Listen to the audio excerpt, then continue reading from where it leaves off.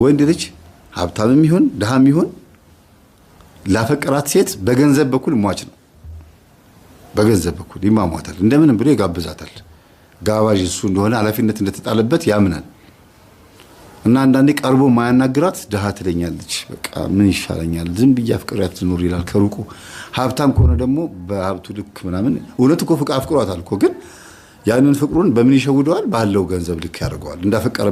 እንዳፈቀረ እንዳይታወቅበት ምናምን በቃ ሀብቱን አይታ እንደመጣች አድርጎ ራሷን በተጽዕኖ ውስጥ ይከታታል። ሳይኮሎጂካሊ ይጫወትባታል ማለት ነው።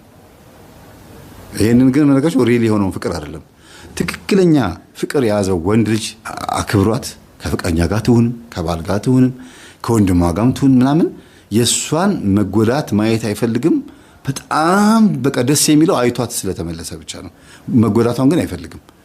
እንኳን እሱ መጥቶ ተናግሮ ጎድቷት ሊሄድ ይቀርና በሷ ዙሪያ ኮሽ ያለ የሆነ የምታዝንበት ጉዳይ ካለ ለማንም ሳይናገር መጥቶ ጎድቶ ነው የሚሄደው። ነፃነቷን ይጠብቃል። ትክክለኛ አፍቃሪ ነው ያልኳችሁ። ትክክለኛ ፍቅር የሚባለው ይሄ ነው እንጂ አናግሪኝ አንቺ በቃ እሺ በይኝ እንዴ እኔ እኮ የራሴ ጓደኛ አለኝ እኔ ገና ትምህርቴን ልማርበት እባክህ ምናምን ብላ 3-4 ምክንያት ሲደረድርለት በቃ እኔ የማውቀው ነገር የለም በቃ እሺ በይኝ፣ ወይ በጥፊ መታታል ወይ በቦክስ ይላታል። በዚያ እሷም ደግሞ ፈርታ እሺ ትለዋለች። ይሄ የምንድነው? ራስ ወዳድነት ፍቅር የሚባለው ነው። በቃ ራሱን ነው የሚወደው። ይሄ ሰው ራሱን ያፈቀረው የልጅቷን ስሜት የልጅቷን ሐሳብ በፍጹም አልተረዳም። የሚወዳት ከሆነ በጣም የሚያፈቅራት ከሆነ ልክ እንደ ብርጭቆና እንደ እንቁላል ነው ሊንከባከባት የሚገባ። እንኳን ሊመታት ቀርቶ ሊያስብላት ይገባል። በቃ ይመቻት፣ ደስ ይበላት። በቃ እኔ አንቺን ስላፈቀርኩ ደስተኛ ነኝ፣ ልቤ ተከፍቷል ማለት ነው፣ ማፍቀር ችያለሁ ማለት ነው፣ እድለኛ ነኝ ማለት ምናምን ነበር ማለት የነበረበት። በዚህ ተማርካም ልትመጣ ትችል ነበረ። ግን በዱላ የሚያምን ከሆነ በኃይል የሚያምን በገንዘብ የሚያምን በማቴሪያሎች የሚያምን ምናምን በዚህ ነገር ሊሰበስባት ቢሞክር ከሆነ በዛው ነገር ያጣታል፣ ዋጋም ይከፍላል። እንዲያውም እንደ ድድብ ቆጥራው ከሱ እንዴት ማምለጥ እንደምትችል ማሰብ የምትጀምረው ከመታት ሰዓት ጀምሮ ነው።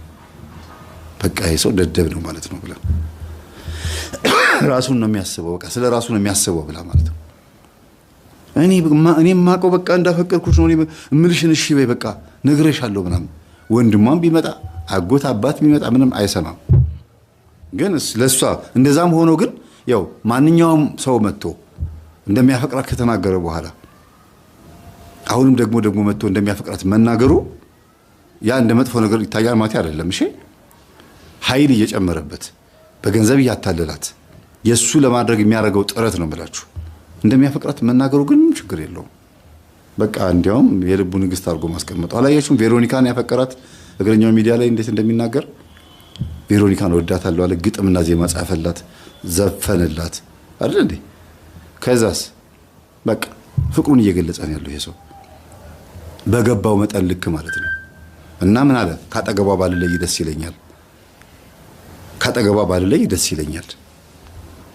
ከዛ ሲሉ ጊዜ በቃ በሄደችበት በምትሰራበት ቦታ ሁሉ እኮ እሷ ፍቅረኛ ሊኖራት ይችላል፣ ጓደኛ ሊኖራት ይችላል። እና እኔ ለአንተ አልሆንም ብትልህ ሲባል ጊዜ እኔ እሱን አይመለከተኝም ማውቀው ነገር የለም ማለት ስለሱ ማውቀው ነገር የለም ያለው ማለት ትክክለኛ ፍቅር ነው ያዘው ማለት ሳይሆን አንዳንድ ጊዜ ዓለማውያን ሰዎች ላይም እንደዚህ ነገር አይጠፋም። የልጅቷን መጎዳት ያፈቀራትን ሴት ማዘንና መከፋት ማየት የማይፈልግ ፍቅር ደግሞ አለ። እና አንዳንድ ጊዜ ከባድ ነውና እቺ ልጅ እንደዛ ነው ያደረገችው። ፍቅር መጽሐፍ ቅዱሳዊ ሲሆን መንፈሳዊ ሲሆን ምን ይሆናል? እንጸልይ፣ ንስሐ እንግባ፣ እናስቀድስ፣ እንጾም፣ እንጸልይ ከሚለው ጎን ለጎን ለልጁ መጸለይ፣ ለዛ ለምታፈቅሪው ሰው ወይም ለምታፈቅራት ሴት በቃ በማከራችን የሚያከዳዳና የሚያስተዳድብ መንፈስ እንዳይኖር፣ የሚያጣላን ነገር እንዳይኖር፣ እውነት በመካከላችን ባይኖር እንኳን ወደ እውነት አምጣው ይባላል። አንዳንዴ ልቧን አራርተህ ንስሐ አስገብተህ የኔ አርጋት የሚባል ነገር አለ፣ ወይም የኔ አርገው የሚባል ነገር አለ። እና ያፈቀሩትን የቀረቡትን ላለማጣት በተለይ መላመድ ክፉ ነው ይባላል። ከተላመዱ በኋላ በደንብ ከተቀራረቡ በኋላ መለያየት በጣም ከባድ ነው እና ስራም ህይወትም ይመሰቃቀላል። ይሄ ነገር እንዳይመጣ መጀመሪያ መንፈሳዊነት ይጨመርበት ውስጡ። ለምን ገና ለገና እንለያያለን ብሎ አስበው አይደለም። ግን ችግር ሲመጣ መጽናኛ የሚሆነው የእግዚአብሔር ቃል ስለሆነ ነው መንፈሳዊነት የሚቀላቀልበት። ዓለማዊ ፍቅር ብዙ ጊዜ በረኪና ያስጠጣል። ሌላ ሴት ጋር እልህ ይዟቸው የገዛ ጓደኛዋን ፍቅረኛ አድርጎ ይዛል። የገዛ ጓደኛውን ፍቅረኛ አድርጋ ትይዛለች ወይ ታገባው ትችላለች። እና አንዳንዴ ይሄ የፉክክር ምናምን ይሆናል ማለት ነው። መንፈሳዊነት ሲጨመርበት ግን መጥፎ ነገር ቢናገር እንኳን እሺ ይቅርታ እግዚአብሔር ይስጥልኝ በጣም አመሰግናለሁ ምናምን ብላ ለሱ መልካም ነገር ወይም ለሷ መልካም ነገር ተመኝቶላት ወይም ተመኝታለት ይለያያሉ ማለት ነው። የማይሆን ከሆነ እግዚአብሔር ያልፈቀደውም ከሆነ እንኳን ንጹህ ሰብአዊ ተፈጥሮ ጠረን ያለው ፍቅር ከያዛቸው እንደዚህ ነው የሚያደርጉት። በምንም ነገር ያልተደገፈ ጥቅማ ጥቅምና ገንዘብ ወይም ዝምድናና ብሔር የሆነ ነገር ጎጥ ያልተቀላቀለበት ከሆነ ያ ፍቅር እና ግን የማይቀጥል መስሎ ከተሰማቸው በሁኔታዎች ማለት ነው ሲለያዩ በሚገርም ሁኔታ ነው የሚለያዩት። በአገልግሎትም ሲገናኙ ሰላም ይባባላሉ። በየትኛውም አይነት መንገድ አይከዳዱም ማለት ነው። እንዲያውም የበለጠ በወንድምነት የሚካሄደው ነገር ነው የበለጠ ጥሩ የሚሆነው ማለት ነው። እና እግዚአብሔር በልባችን ውስጥ ያለውን ንጹህ ፍቅር ይጠብቅልን። ጠባቂ መላእክቶቻችንም በውስጣችን ያለውን ንጹህ ለሰው ያለንም ሆነ ለምንወደው ሰው ያለንን ፍቅር ይጠብቅልን። ንጹህ ፍቅር የሚባለው ወንድምነትና እህትነትን አለማጠፋፋት ማለት ነው።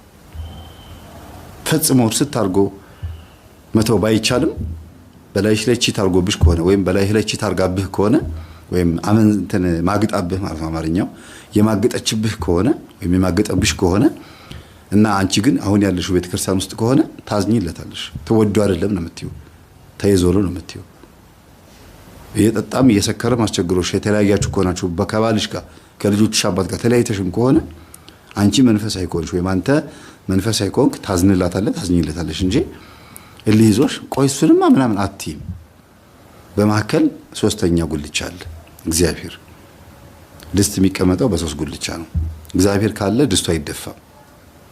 መልሶ የመታረቅ እድል ሊኖር ይችላል። በሶስት የተገመደ ገመድ አይበጠስም ይላል ጠቢቡ ሰለሞን ሲናገር። አንዱ እግዚአብሔር ነው፣ ሁለቱ ገመድ ባልና ሚስት ናቸው። አንዳንድ አባቶች ደግሞ ሶስተኛው ገመድ ልጅ ነው ይላሉ። ከወለዱ አይለያዩም ይባላል። እግዚአብሔር በልጅ መውለድ በኩል ገብቶ ትዳር እንዳይበተን ያደርጋል ይባላል።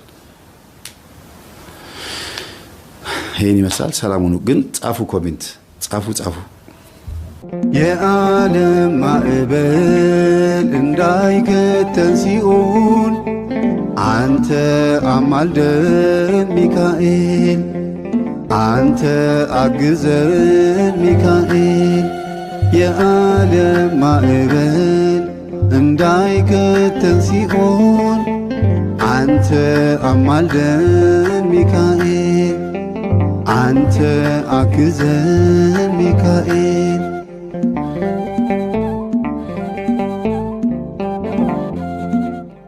በዚህኛው ዓለም ለስጋችን በሰማይ ደግሞ ለነፍሳችን ረዳት ነህና የማትተወን ታላቁ መልአክ በል ቁምልን።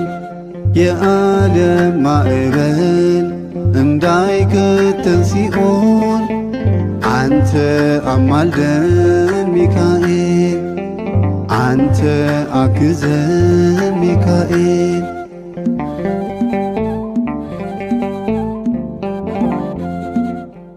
ሁሌም ደርሰሃል ለሁላችን እየቀደምከን ከፊታችን የምትራራነህ ለነፍሳችን ሚካኤል አንተ ጠባቂያችን።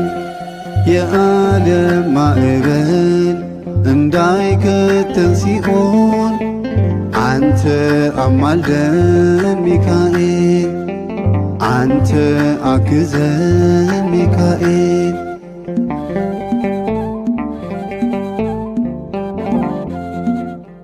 በብርሃን ውበት በጸዳልህ ነብዩ ዳንኤል በክብር ያየ ሰይፈ ነበልባል በእጅህ ይዘህ አንተነህ ኃያል ና ሚካኤል የዓለም ማዕበል እንዳይከተን ሲኦል አንተ አማልደን ሚካኤል አንተ አግዘን ሚካኤል።